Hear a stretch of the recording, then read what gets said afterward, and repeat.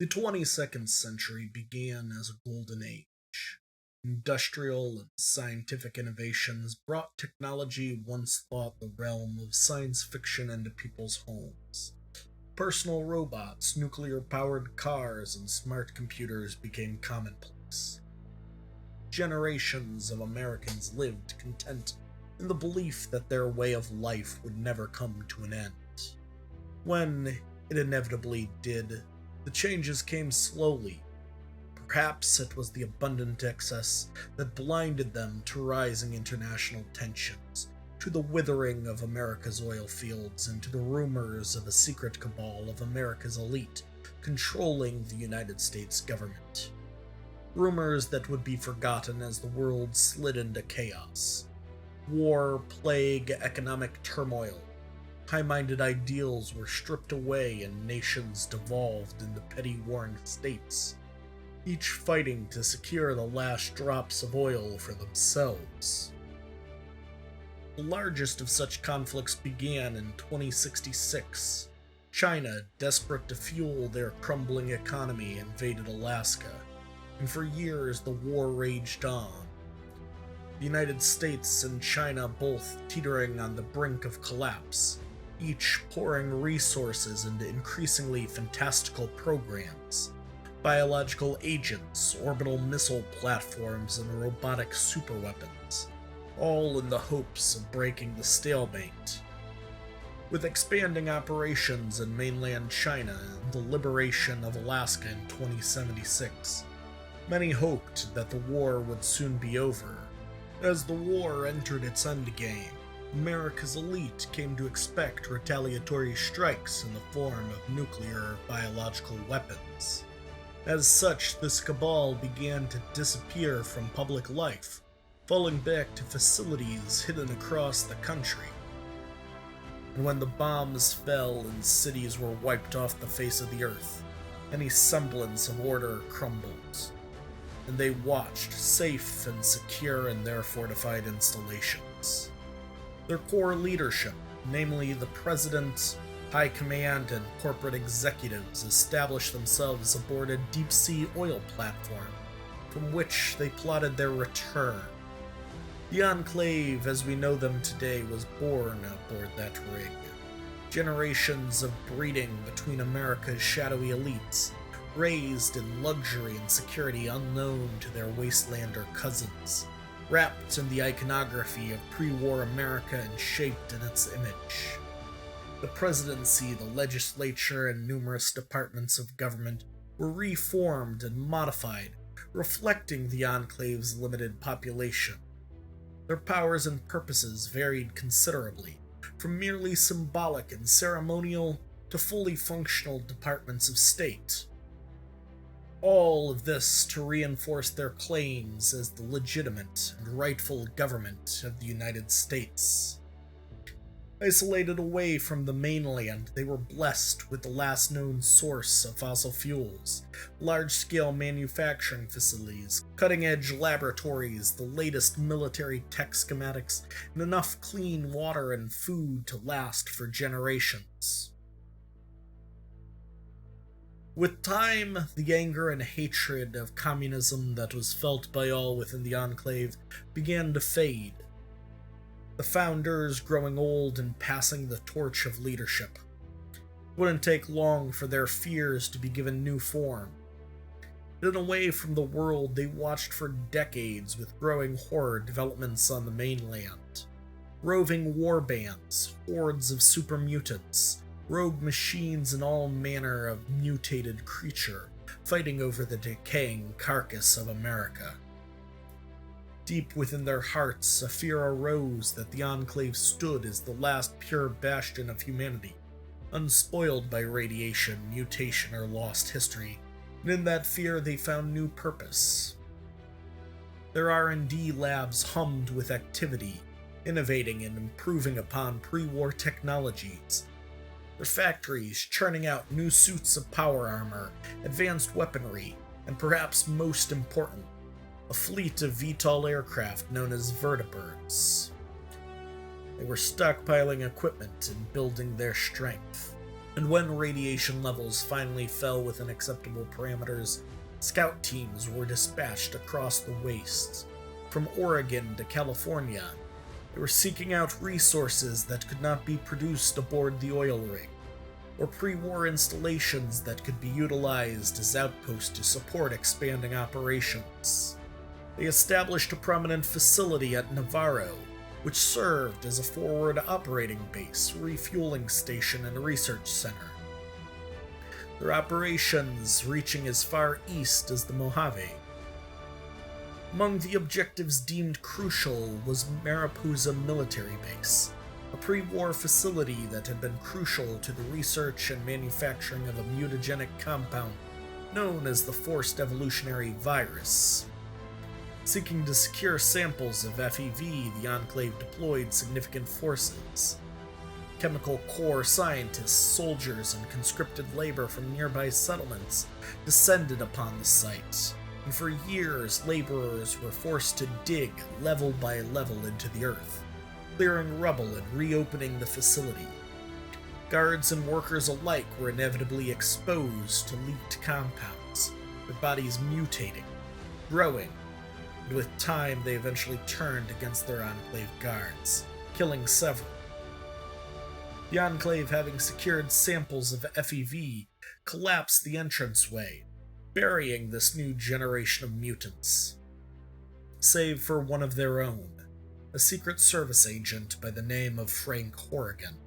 Horrigan, already an impressive soldier, was transformed into the perfect killing machine, his body growing far beyond that of a typical human, surpassing even a super mutant in height and muscle mass. His mind was subjected to countless conditioning programs, ensuring absolute devotion to the Enclave. And he would be encased in custom-built power armor, supplied with advanced weapons, and deployed on critical missions where he would cut a bloody swath through any opposition. Yet, as imposing and powerful as Horrigan was, he alone could not secure the future. Already a highly transmissible compound, numerous attempts were made to modify FEV to target the human genome regardless of how degraded it may have become. The final version, Curling 13, was designed to indiscriminately purge the world of humans, supermutants, and any human-related species. And once all hosts were eliminated, the virus would cease to be, leaving the world to be inherited by the Enclave. And there, upon the cusp of victory, the Enclave would be laid low. A tribal from the village of Arroyo, locally known as the Chosen One, succeeded in reaching the oil rig via pre-war oil tanker. Legends tell us that this Chosen One confronted the president, destroyed the oil rig, and even killed the living weapon known as Frank Horrigan. What can be verified is that a vessel docked with the oil rig, and when it departed, the rig detonated with such ferocity that it could be felt as far inland as New Reno. The loss of Control Station Enclave was a major blow. Their production facilities, their leadership, all lost in a matter of seconds. Those that remained rallied at Navarro, left to decide their own future. There were some that believed Navarro was isolated enough to avoid attention, and that given time they could rebuild their strength. Others deserted, seeking to make their own way, dispersing across the wastes. Still others headed east, rallying behind a new president, one John Henry Eden, who operated out of a facility on the eastern seaboard. Those that had stayed behind at Navarro were destroyed, overwhelmed by the combined forces of the new California Republic, a burgeoning confederation of towns across Southern California, and the Brotherhood of Steel, a quasi-feudal military order. Those that attempted to disappear into the wastes often remained at the fringes of society, occasionally being discovered and executed by NCR authorities. The trek across the continent was long and arduous. In their travels, it is speculated, they established or made contact with other Enclave facilities, particularly in and around Chicago. Eventually reaching the edges of what had once been the seat of American power, Washington, D.C., a small detachment was sent to secure Adams Air Force Base, while the bulk of their forces settled into Raven Rock, a facility built deep into the mountains of Pennsylvania. Soon, machinery, long silent, hummed with life, churning out new suits of power armor, new vertibirds, and new robots. For years, they would remain in hiding, licking their wounds and building their strength, only slowly expanding their presence. As they recovered, elements of the Brotherhood of Steel arrived in the capital. For nearly 20 years, the Enclave remained within their base, the President reaching out to the people of the Waste with a swarm of floating robots, each playing patriotic music and promising a return to America's golden years. These machines serving as the President's eyes, ears, and voice. And as the years went by, many came to believe they were nothing more than an old radio station on loop, and paid no mind to the machines floating amongst them. Even amongst his own soldiers, the President remained reclusive, isolating within his quarters in Raven Rock, and only regularly communicating with the base's ranking officer, watching and waiting for the opportunity to make their return.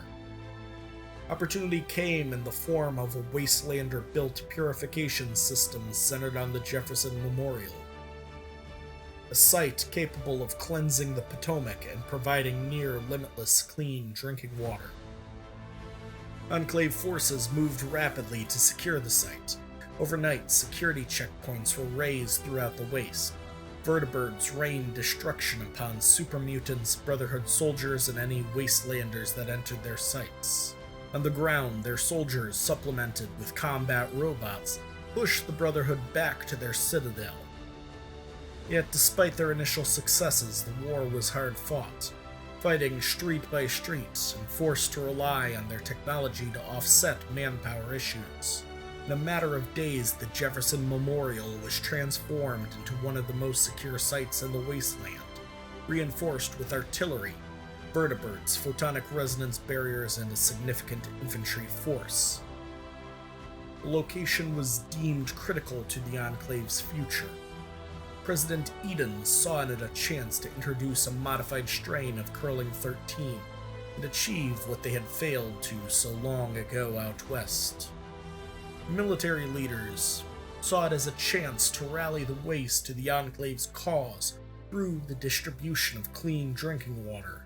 Their plans for the future were put on hold as Brotherhood forces sallied forth from the Citadel, headed by a robotic superweapon, Liberty Prime, the machine's laser weaponry cutting through Enclave soldiers and vertibirds alike, its tactical nuclear weapons disintegrating defensive readouts. Against such a foe, Enclave forces were overwhelmed, survivors scattering in full retreat. In the weeks after this loss, Raven Rock itself would be targeted and destroyed. The Enclave survivors began to regroup and reorganize with their peers at Adams Air Force Base. What remained of local leadership pulled in elite units and reduced outposts to skeleton crews to deal with manpower shortages. Utilizing satellite relay towers linked with their base's communication systems, they restored some measure of control over pre-war orbital missile platforms. When the Brotherhood attempted to assault one of these outlying facilities, the Enclave scored a minor victory, destroying Liberty Prime, only to lose Adams Air Force Base shortly thereafter. Their base is reduced to smoldering ruins, their tech being picked over by their former enemies, those that remained left scattered about the wastes. Isolated, harassing Brotherhood patrols or any passing Wastelanders, any semblance of coordination lost.